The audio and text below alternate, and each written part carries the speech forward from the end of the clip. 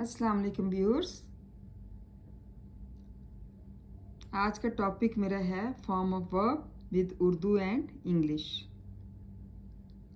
उर्दू में है दरख्वास्त देना, verb 1 apply, verb 2 applied and verb 3 applied.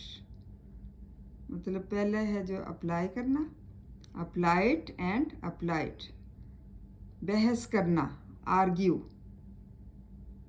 किसी के साथ बहस करने को कहते हैं आर्ग्यू।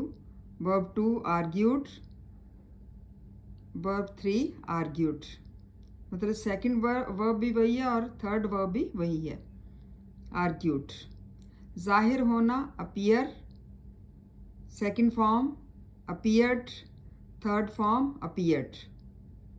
गिरफ्तार करना, अरेस्ट, अरेस्ट वर्ब 1 है, अरेस्टेड वर्ब 2 है एंड फिर वर्ब 3 अरेस्टेड। नमूदार होना, arise, verb 2 arose and verb 3 arisen. पहुंचना, approach, verb 1 verb 2 approached and verb 3 approached. पूछना, ask, verb 1 verb 2 asked, verb 3 asked.